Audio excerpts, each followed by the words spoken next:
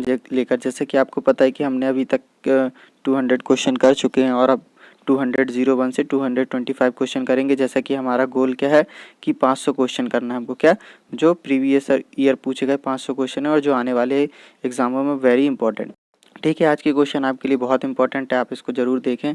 चलते हैं हम आज के सेशन की ओर। ठीक है, पहला क्वेश्चन आज का ये रहा 201 नंबर का। क्या मानव महिला में सबसे बड़ा सेल क्या होता है? मानव महिला में सबसे बड़ा सेल क्या होता है, बताएगा कोई? क्या होता है? Female x. क्या होते हैं? Female x. बहुत ही इंपॉर्टेंट क्वेश्चन है, आपको याद रखना है। मानव महिला में सबसे बड़ी सेल क्या होती है? मादा अंडे। ठीक है, प्रकाश तरंगे। नेक्स्ट क्वेश्चन क्या है? प्रकाश तरंगे होती है, क्या होती है? इलेक्ट्रोमैग्नेटिक वेव होती है, आपको पता है। प्रकाश तरंगे क्या होती है? इलेक्ट्रोमैग्नेटिक वेव होती है, मैंने आपको पहले भी क्वेश्चन में ये बता चुका हूँ। ठीक है। नेक्स्ट क्वेश्चन आपका है कि इसको क्या कहा जाता है? मैं आपको इसकी डिटेल बता देता हूँ एक बार। एक होता है आइसोबार्स, ठीक है, और एक होता है आइसोटॉप। ठीक है, आइसोटॉप। आइसोबार जो होता है, क्या कहते हैं, जो आइसोबार होता है उसमें परमाणु द्रव्यमान समान होता है। क्या होता है? परमाणु द्रव्यमान समान होता है, लेकिन परमाणु संख्या अलग अलग होती है। परमाणु द्रव्यमान समान होता है, परमाणु संख्या अलग होती है। ठीक है, लेकिन और जो आइसोबार होता है इसमें परमाणु द्रव्यमान तो क्या कहते हैं अलग अलग होता है, लेकिन परमाणु संख्या समान होती है। ठीक है, बार्स को हिंदी में बोलते हैं समभारिक। समभारिक में क्या होता है? जिसके परमाणु द्रव्यमान समान होते हैं लेकिन परमाणु क्रमांक अलग अलग होते हैं। और समस्थानिक में क्या होता है कि परमाणु क्या कहते हैं संख्या समान होती है लेकिन परमाणु भार अलग अलग होते हैं। ठीक है, तो यही क्वेश्चन है आपका कि इसको क्या कहा जाएगा? इसको क्या कहा जाएगा? समस्थानिक। ठीक है, क्या कहेगा? समस्थानिक। ठीक है, नेक्स्ट क्वेश्चन आपके सामने है कि कार्बन के दो समस्थानिक के अनुपात को निर्धारित करके जीवाश्म की आयु का पता लगाया जा सकता है, उसे क्या कहते हैं? कार्बन के दो समस्थानिकों के अनुपात को निर्धारित करके जीवाश्म की आयु का पता लगाया जा सकता है, इसे कौन सा आइसोटोप कहते हैं? C12 and C40। Next question आपके सामने की टेफ्लॉन है। टेफ्लॉन क्या है, बताइए? टेफ्लॉन क्या है?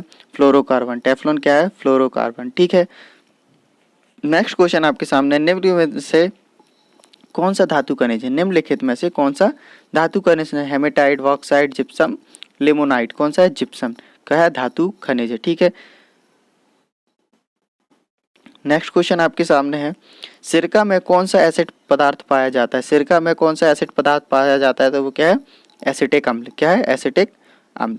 ठीक है, नेक्स्ट क्वेश्चन आपके सामने है, दूध एक उदाहरण है। दूध एक उदाहरण क्या है? इमल्सन है। दूध क्या है? इमल्सन, पायस। ठीक है, जैसे कि ब्लड क्या है? ब्लड क्या है? संयोजी ऊतक है, कनेक्टिव टिश्यूज है, वैसे ही दूध क्या है? एक पायस है। ठीक है, याद रखना, दूध क्या है? एक पायस है। नेक्स्ट क्वेश्चन आपके सामने, निम्नलिखित में से कौन सा अंग पित्त रस नामक द्रव का उत्पादन करता है? निम्नलिखित में से कौन सा अंग पित्त रस नामक द्रव का उत्पादन करता है? तो क्या है? लीवर। आपको इसकी जानकारी मैं और दे दूं, जो पित्त रस होता है उसका पीएच कितना होता है? पीएच कितना होता है पित्त का? 7.7। कितना होता है? 7.7। ठीक है, ये आपको पता होगा यकृत से निकलता है। कहाँ से निकलता है? यकृत से, लीवर से। ठीक है, कहाँ से निकलता है? यकृत से। ठीक है, ये क्या होता है? बनी बात है, क्षारीय होगा। क्या होगा? क्षारीय। और इसका रंग कैसा रहता है? येलो एंड ग्रीन हरे रंग का होता है। ठीक है, तो इसका पीएच कितना? 7.7। क्षारीय होता है, येलो और ग्रीन रंग का होता है। ठीक है, यकृत से निकलता है। किसी मनुष्य का, ठीक है, किसी मनुष्य का भार पृथ्वी पर 360 न्यूटन है, तो चंद्रमा पर कितना होगा? आपको एक चीज और पता होगा कि मनुष्य का भार पृथ्वी और चंद्रमा का रेशियो कितना होता है? 1/6। ठीक है, यदि वो क्या कहते हैं पृथ्वी में 6 किलो का, तो चंद्रमा में कितने का हो जाएगा? 1 किलो का हो जाएगा। ठीक है, तो इसको कैसे करेंगे? 360 न्यूटन, तो चंद्रमा में उसका भार कितना होगा? चंद्रमा में कितना भार होगा? 360 डिवाइडेड बाय 6। पृथ्वी में उसका भार कितना है? इतना डिवाइडेड बाय 6, तो कितना जाएगा आंसर? 60। ठीक है, कोई दिक्कत? तो इसका आंसर कितना जाएगा? 60 न्यूटन।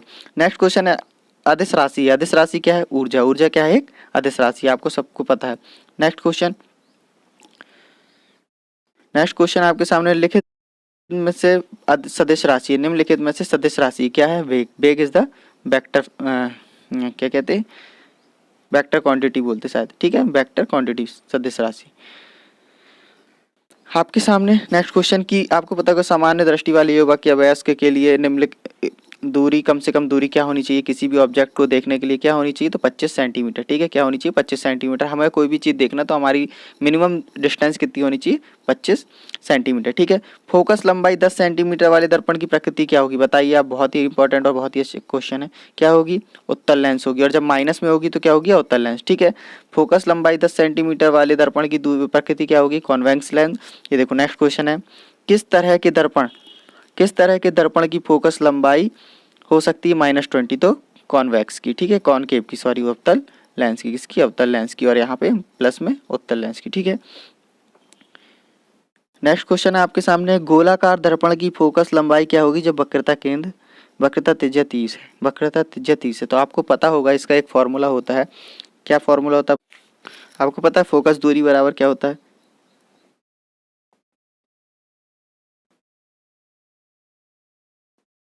फोकस दूरी बराबर क्या होता है, त्रिज्या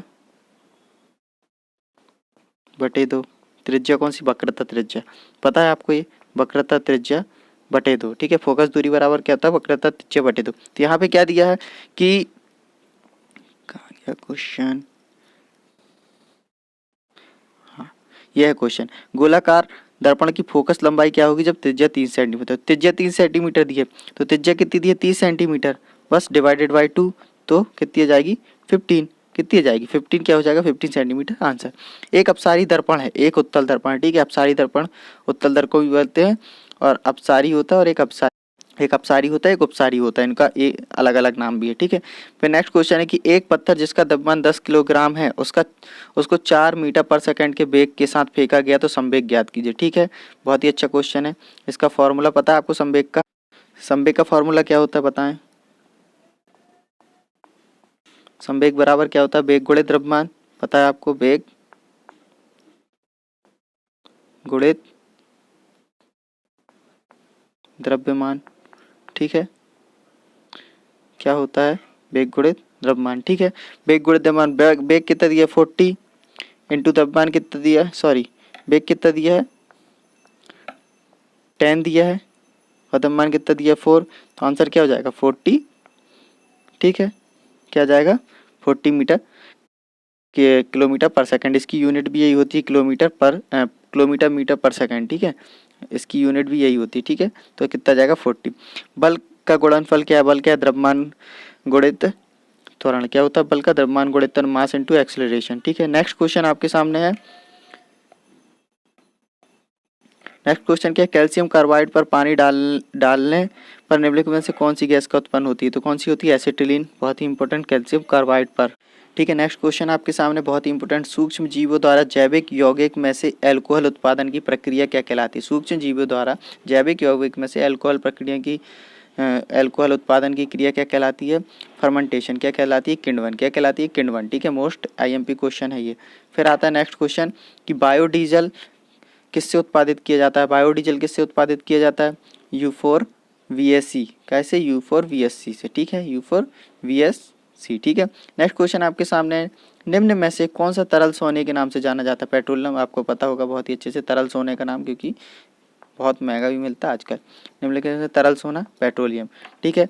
नेक्स्ट क्वेश्चन क्या है, जिस उपकरण के माध्यम से समुद्र की गहराई, आपको पता होगा सोनार, समुद्र की गहराई ध्वनि तरंग से मापी जाती है, ठीक है, ध्वनि तरंग के उपयोग से मापा जाता है, उसको क्या कहलाते हैं, सोनार, ठीक है, समुद्र की गहराई नापने के लिए यूज होती है, ठीक है। फिर क्या कहते हैं, मानव शरीर में कुल कितने कशेरु की खंड होते हैं, 33, आपको पता होगा 33 होते हैं, मानव शरीर में कुल कितने कशेरु के खंड होते हैं, 33, ठीक है।